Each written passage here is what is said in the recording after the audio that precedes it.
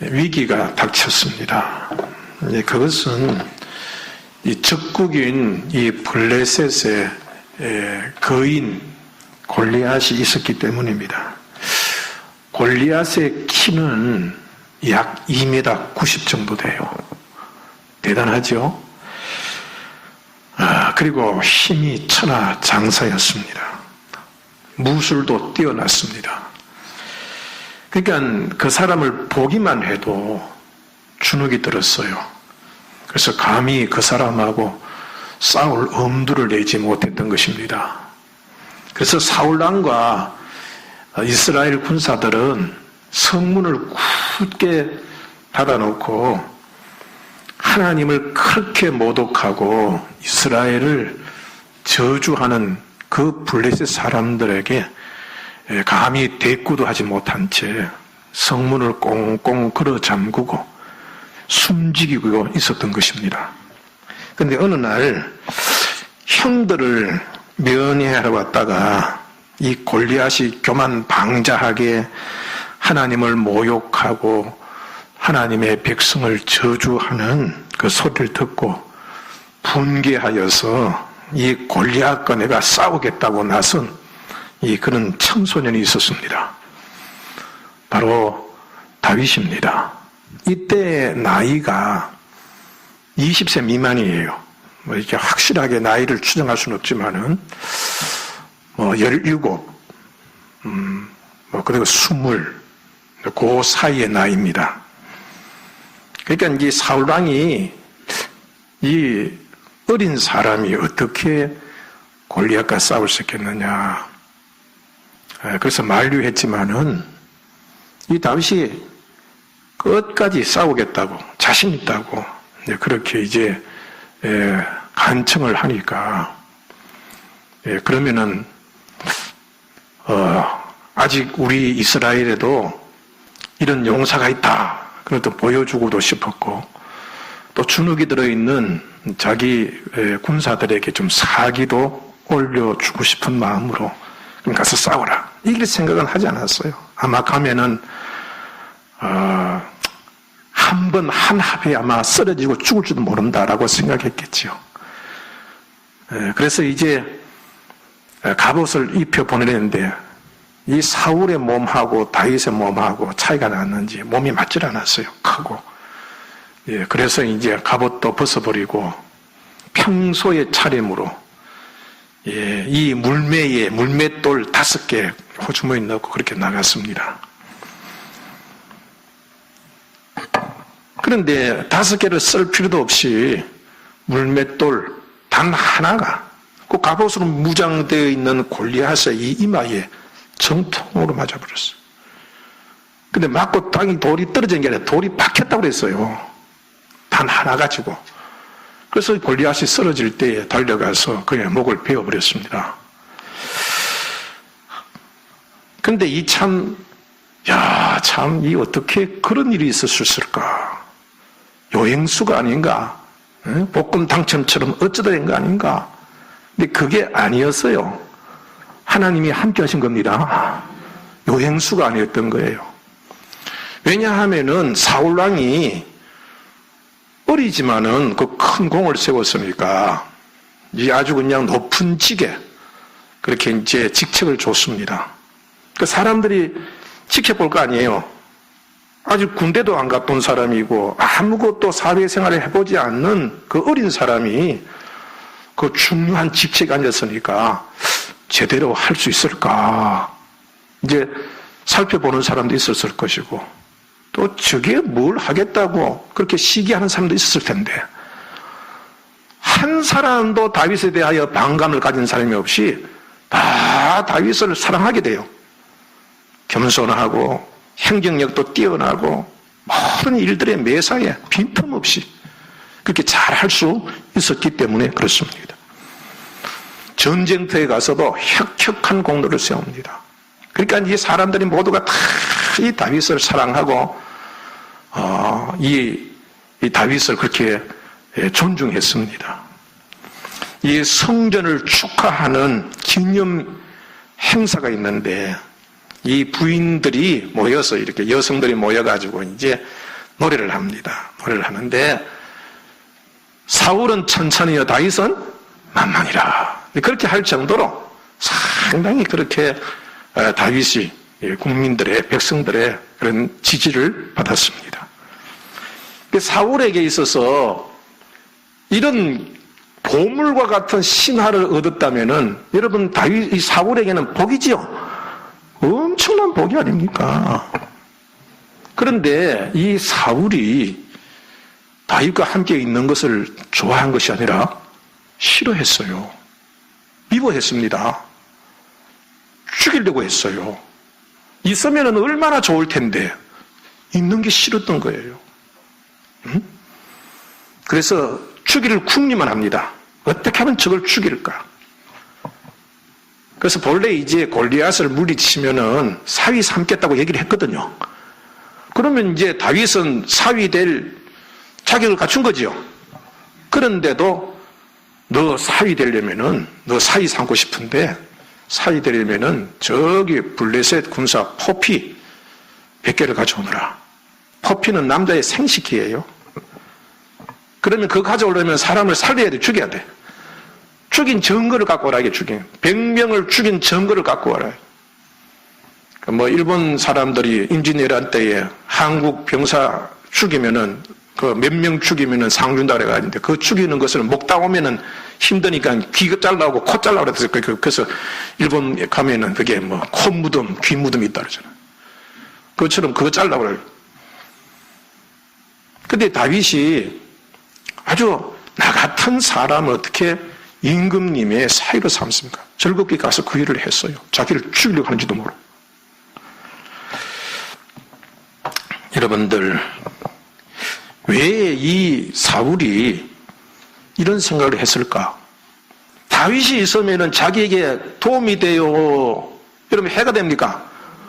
도움이 되잖아요. 그런데 왜 이 사울이 다윗을 그렇게 죽이려고 했느냐? 그것은 자기 자리에 대한 집착 때문에, 자기 자리.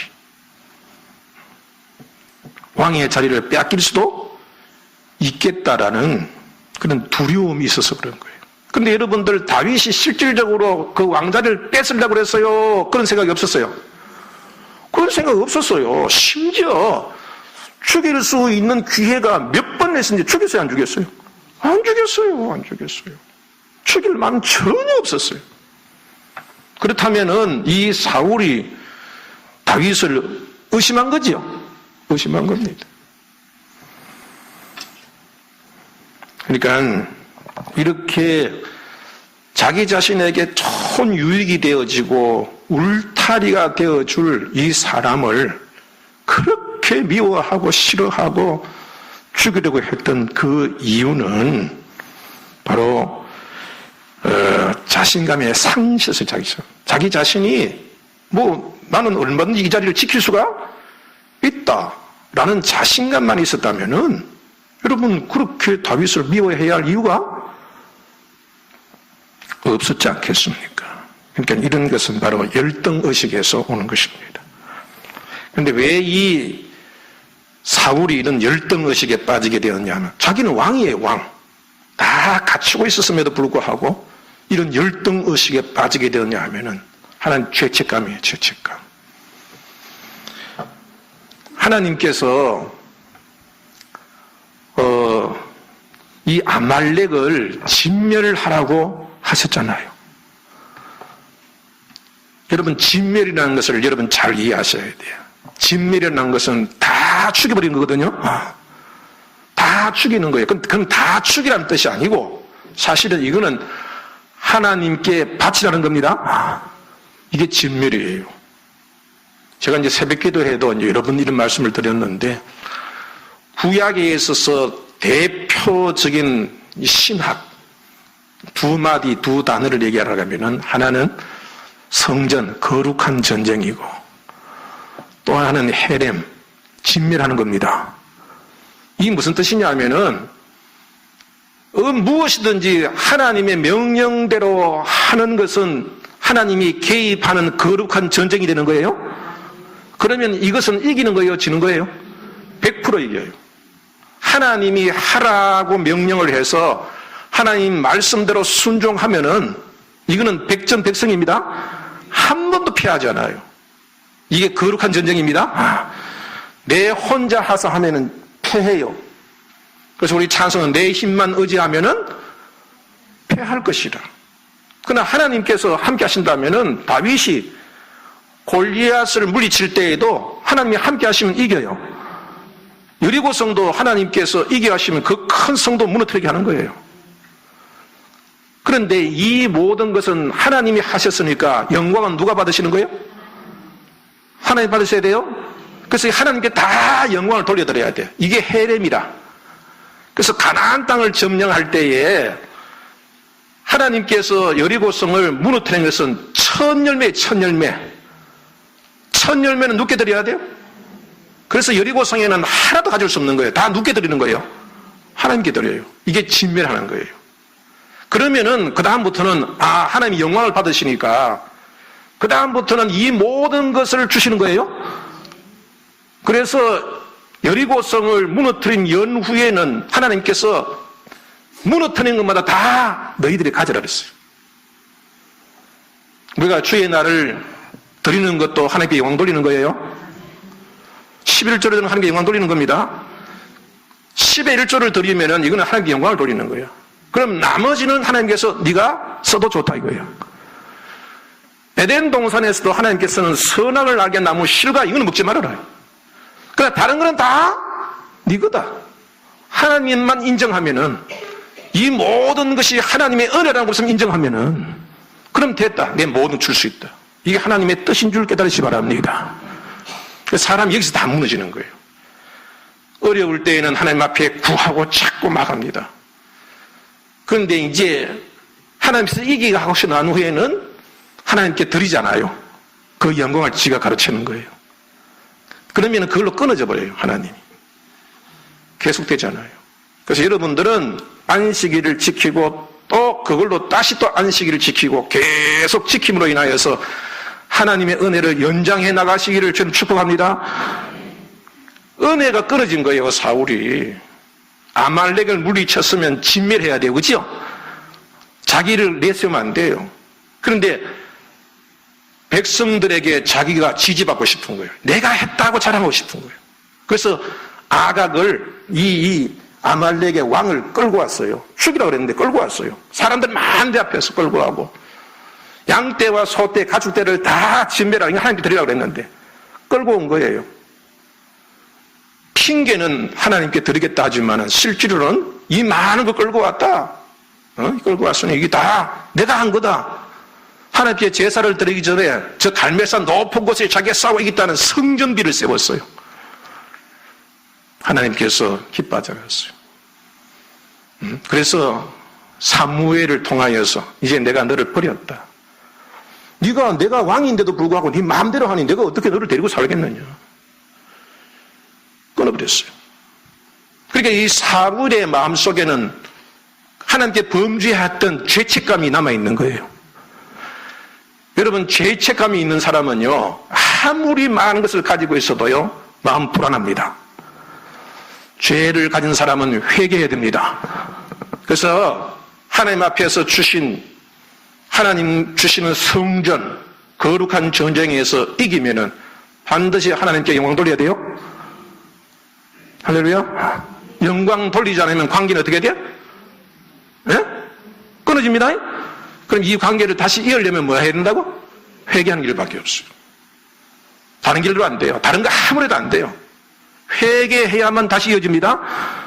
회개하고 또 회개하는 게 아니라 회개하고 나서 그 다음부터는 하나님의 거룩하신 말씀을 따르고 또 복을 받고 감사하고 또 하나님께 나아가서 또 하나님께 순종하고 또 복 받고 영광 돌리고 이 삶이 우리 거룩한 신앙의 삶이 되어야 됩니다. 그런데 이 사울이 그런 생각을 안 했단 말이에요. 그러니까 마음속에는 하나님께서 언제든지 나를 버릴 수 있다. 이미 버렸다고 선언했으니까 불안한 거예요. 심리적으로는 불안, 이게 열등의식을 만들어요. 우리는 여러분들 믿음에 굳게 서야 됩니다. 그럴 때 우리 마음에 당당함이 있는 거예요. 마음이 불안하면 회개해야 돼요.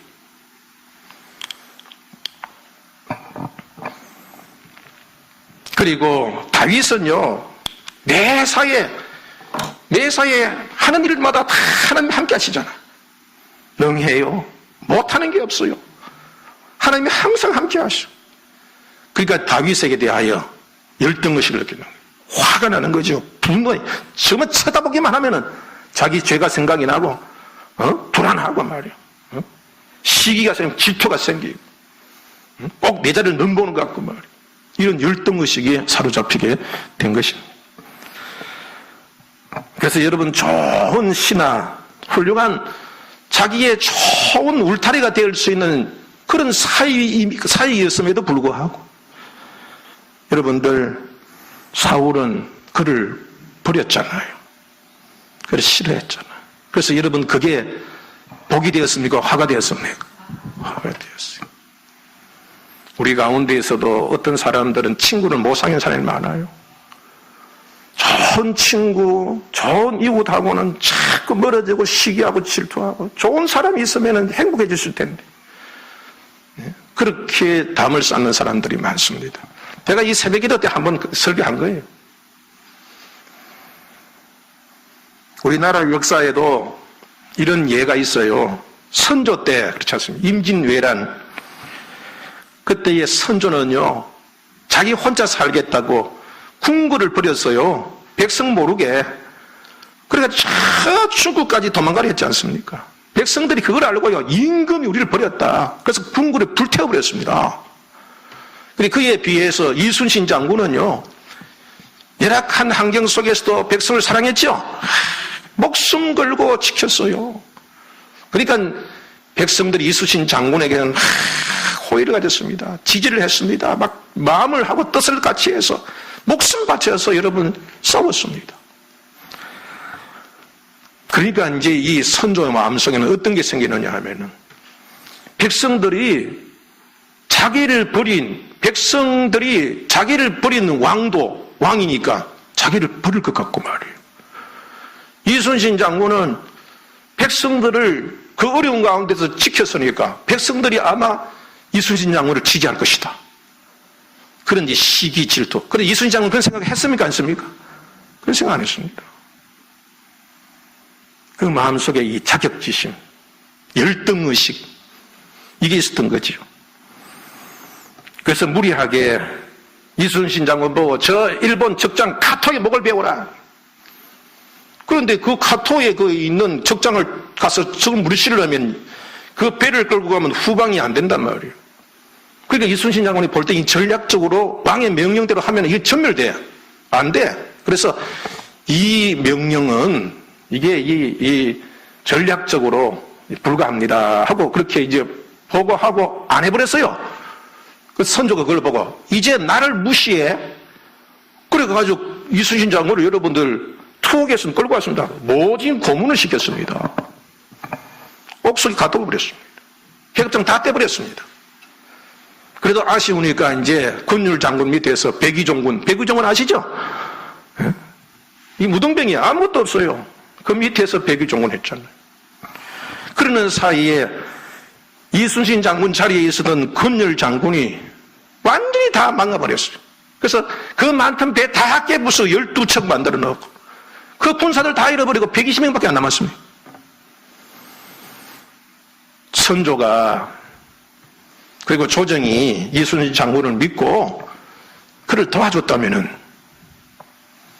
여러분들 이 선조도 얼마나 크게 자기 자리를 더 크게 할 수 있었고 나라는 그 어려움 속에서 그렇게 오랫동안 고생하지 않아들 것 아닙니까? 여러분들 우리 친구가 그런 얘기 하더라고요. 우리 친구 이제 파주에 있는 친구가 이제 우리 친구 중에서 목회를 크게 하는 친구가 있어요. 이야, 참 친구가 큰 목회를 하니 내가 참 배울 게 많고, 또 어느 친구는 뭘 가졌으니까 뭐가 있으니 좋고. 여러분 좋은 친구가 있으면 행복합니다. 근데 어떤 사람은 좋은 친구가 있으면 그 시기하는 거예요. 미워하는 거예요. 뭔 얘기하면 자꾸 트집을 잡아요. 그러니까 스스로 여러분들 자기 자신을 자꾸 초라해지는 거예요. 미워하고 싫어하고요. 그리고 외톨이가 되든지 아니면은 자기에게 아첨하는 사람들 곁에 두다가 난 뒤통수 맞는 거지요. 아침 하는 사람들은 절대로 그 사람이 살지 않습니다. 반드시 뒤통수 때립니다.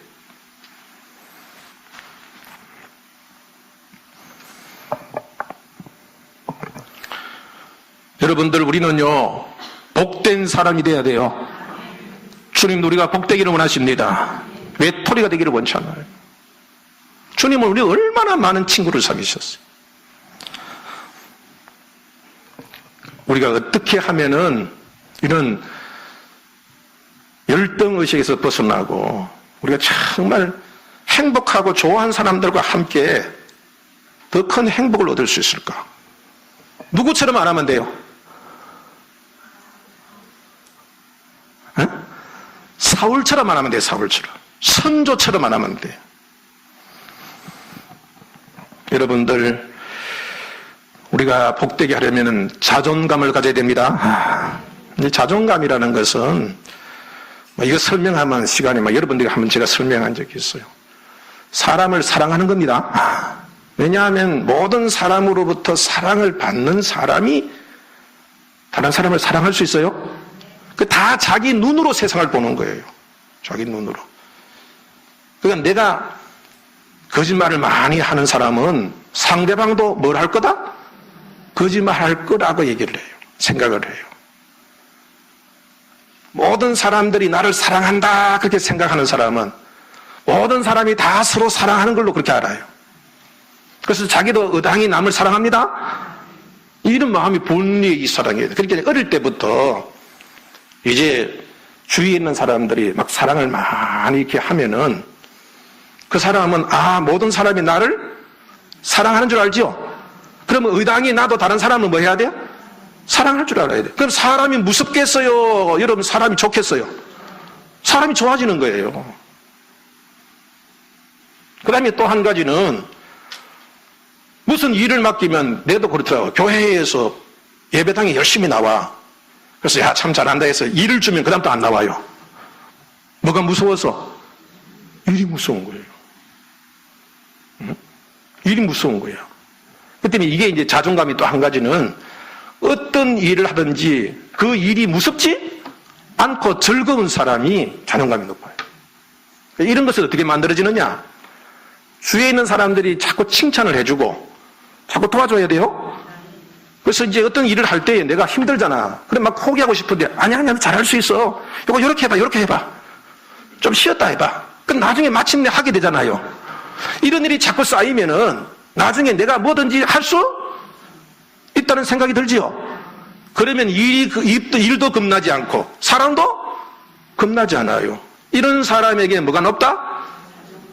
자존감이 높은 사람. 무슨 일을 해도 걱정, 염려, 두려움이 없어요.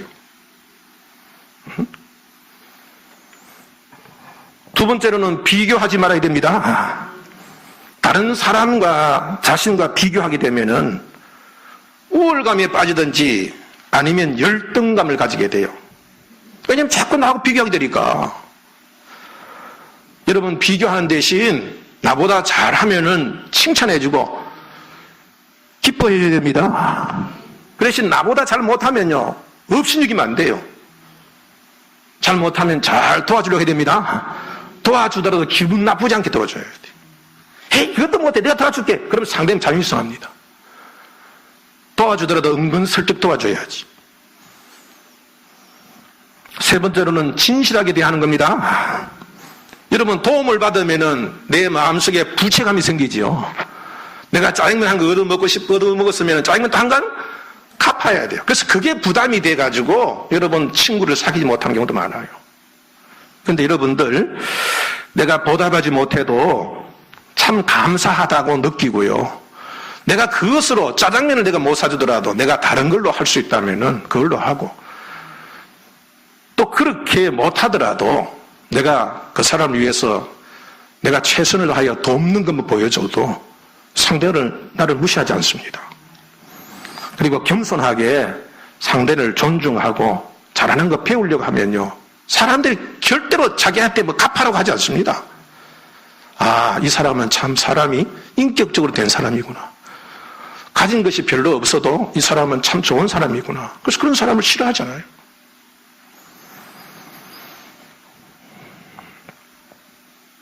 여러분들, 이렇게 우리는 하나님께서 원하시는 것도 오늘 우리가 여러분들 말씀 속에서도 하나님은 우리를 연단시킨다 그랬잖아요. 그죠? 고난을 통하여 징계를 하더라도 우리를 훈련시킨다고 했어요. 어떻게 훈련시킨다고 했어요? 어떤 사람이 되라고? 시간 지나고 밥도 먹었으니까 이제 거룩한 일에 참여하게 하려. 그래서 우리를 거룩하게 하시기 위하여서 그렇게 지금 우리는 하나님께 징계도 주시는 줄 우리는 배웠어요. 결국은 우리를 바꾸기 위해서, 상황을 바꾸는 게 아니라 우리 자신을 바꾸기 위해서 징계도 주신다고 하지 않았습니까? 거룩하게 살아라. 거룩하게 살아라. 그렇게 살게 하시려고 우리에게 징계도 주신다고 그랬어요. 거룩하게 살아라. 그걸 목적으로 살아라. 그게 하나님께서 우리에게 원하시는 거예요. 여러분, 어떤 사람은요, 하나님 말씀대로 살면은 행복하지 못할 것이라고 생각하는 사람도 있어요. 근데 여러분들, 우리가 예수를 믿는 것은 불행하기 위해서요, 행복하기 위해서요? 행복하기 위해서죠? 구원받기 위해서죠? 그럼 예수를 믿는 것은 선하고 착하게 살아야 되는 거예요. 안 그러면 악하고 막 독하게 살아야 돼요. 그러면 여러분들이 이렇게 입고를 시킬 때 어떻게 해야 돼요? 우리가 행복한 것은 곧 선하고 착하게 살아야 되는 것이다. 그렇게 되는 거죠? 근데 그렇게 믿어요? 그렇게 안 믿는 사람이 많아요. 자, 예수를 믿는 것은 행복하고 구원받기 위해서 예수 믿어요? 예수 믿는 것은 선하고 착하게 사는 거예요? 그러면 행복은 곧 선하고 착한 것이 돼야 돼요? 그럼 우리가 막 행복하려면 어떻게 살아야 돼요? 선하게 되고 착하게 살아야 되는데 거꾸로 사는 사람이 많아요. 그거는 하나님의 말씀이고 실제로 잘 살려면 독하게 살고 악하게 살아야 돼. 잘못됐단 말이죠. 잘못됐다. 지금 많은 사람이 그렇게 살 수도 있어요. 근데 여러분들, 유대인들은 어릴 때에 이제 3세 때부터 율법을 가르치거든요. 율법을 가르칠 때 뭘 주느냐 하면은 꿀을 줘요, 꿀. 사탕을 줘요. 맛있는 걸 줘. 가져와줘. 그러니까 율법 시간은 뭐 하는 시간? 사탕 먹는 시간이에요. 꿀 먹는 시간이에요. 그러면 율법을 좋아하겠어요? 싫어하겠어요? 되게 좋아해요. 개도요, 여러분 막 와가서 으르릉거리면요. 불안해서 으르릉거리거든. 그럼 주인이 이제 가서 이제 괜찮다고 안심해주고 낯선 사람이 올 때마다 맛있는 거 하나 줘버리면은 요놈이 나중에 생각하기를 낯선 사람은 뭐 맛있는 거 먹네? 이게 머릿속에 들어가면은 낯선 사람이면 짖어요, 안 짖어요? 안 짖고 낯선 사람은 꼬리를 칼든들어버려요. 왜냐하면 간식이 생겼구나. 그래서 어릴 때부터 율법은 곧 꿀송이처럼 달다. 말씀이 꿀송이처럼 달다. 그게 머릿속에 박히는 거예요. 하나님대로, 하나님 말씀대로 사는 것이 곧 꿀송이다. 그래서 유대인들이 말씀을 지키는 거예요.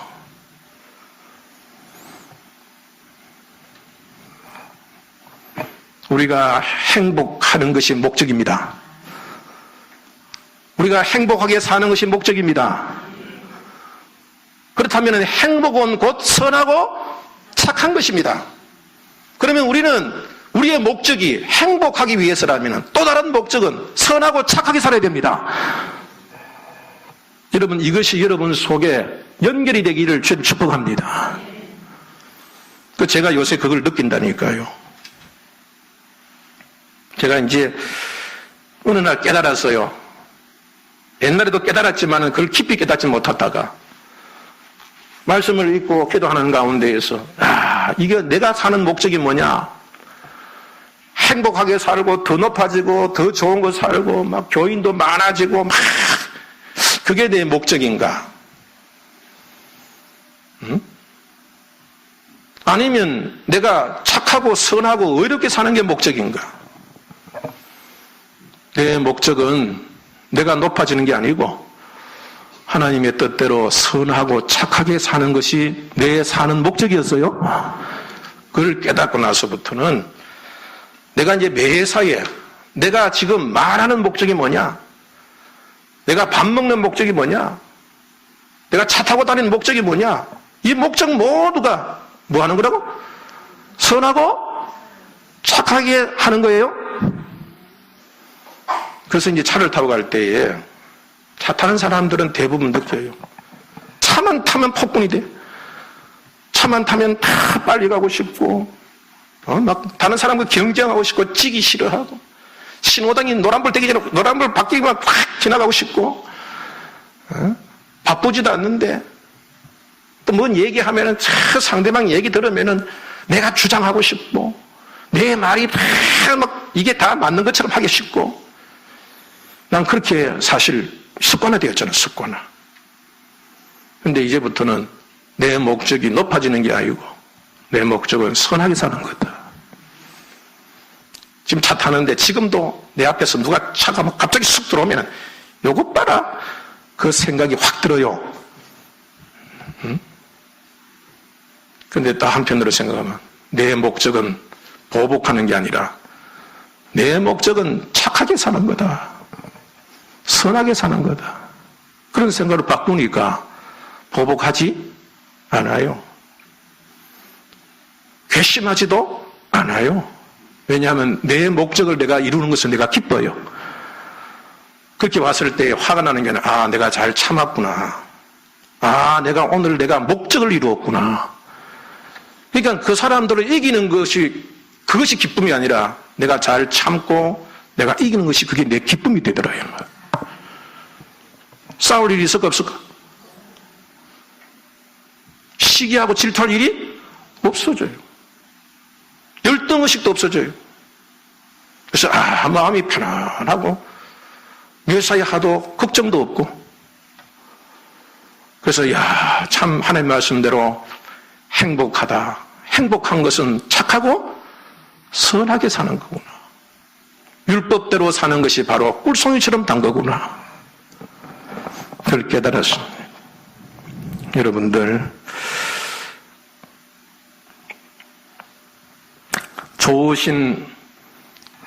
좋은 사람을 만나도 시기하고 질투하고 미워하고 그 사람보다 내가 더 높아지기 위해서 그 사람과 함께 있으면 내가 더 행복해질 수 있고 여러분 내 좋은 친구가 부자면은 내가 어려울 때 도움받을 수 있잖아요. 내 친한 친구가 기술이 뛰어나면은 내가 뭐 부서지면 도움 청할 수 있잖아요. 그런데 나보다 잘하면 시기하고 질투하고 미워하면은 여러분들 힘들 때는 도울 데가 없어요. 맨날 욕이나 하고 저주나 하고 말이요. 그렇게 살면서 괴롭게 삽니다. 그래서 주님은 그렇게 사는 걸 원치 않아요? 아니, 주님 그렇게 살기를 원한다고 생각하십니까? 선난의 말씀입니다. 하나님은 저와 여러분 모두를 주인공 되기를 원하십니다. 다 주인공 되기를 원하는 거예요. 여러분들을 중심으로 해서 여러분들이 능력이 있고 여러분들이 참 모든 것에서 뛰어나서 다른 사람들을 변화시키기를 원하신다. 그래서 우리를 거룩하게 만드시는 거죠? 착하게 선하게 만드시는 거예요.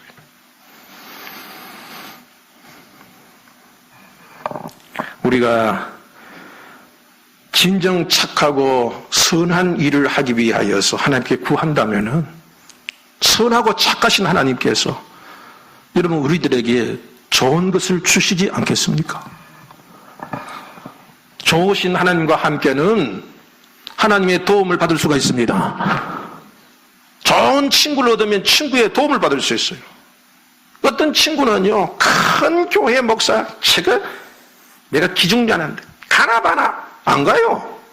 안 가. 시기하고 질투가 나서 쳐다보면 믿고 쳐다보면 자기 자신 초라하고 안 가요. 안 쳐다보. 근데 그런 것 없는 사람은 가서 큰 교회 가가지고 그냥 많은 것도 배워요. 도움도 받을 수 있어요. 많은 사람들이 주님 주어주신 이 좋은 기회를 시기와 질투와 미움 때문에 여러분들 잃어버린 경우가 너무 많아요. 다윗이 여러분들 하나님의 뜻대로 선하게 살았습니다? 착하게 살았습니다? 사울왕이 그를 죽이려 해도 그가 죽일 수 있는 것이 3번이나 있었어요. 그래도 그는 죽이지 아니했어요. 하나님 말씀대로 산다고. 사울이 다윗과 하나 되지는 못했어요.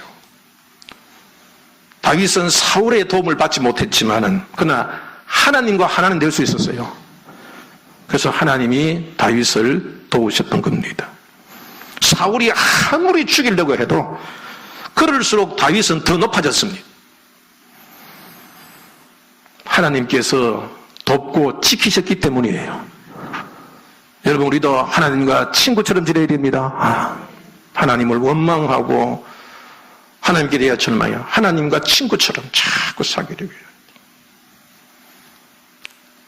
우리가 주님을 본받아서 의롭게 살고 바르게 살면 주님과 친구가 됩니다. 하나님은 의로움을 좋아하시니까 우리가 착하게 살면, 선하게 살면 우리 주위에 좋은 사람들과 친구가 될 수 있어요. 여러분들 언제나 여러분 주님과 친구처럼 지내는 여러분이 되기를 주의 이름으로 축복합니다. 모든 사람과도 친구가 될 수 있는 여러분이 되기를 바랍니다. 다른 모든 사람들 우리를 칭할 때 저 사람은 참 좋은 사람이다, 저런 사람과 사귀고 싶다, 그런 선하고 착한 사람이 되기를 바랍니다. 그래서 하나님이 도우시고 또 여러분들이 힘들고 어려울 때 주위에서 주님의 손길과 또한 여러 사람들의 돕는 손길을 통하여서 항상 평화를 유지하고 항상 기쁨을 유지하고 많은 사람의 은혜와 덕을 끼치는 복된 여러분이 되기를 주의 이름으로 축복합니다. 기도하십시오. 잠깐 우리 하나님 앞에 기도하십시다.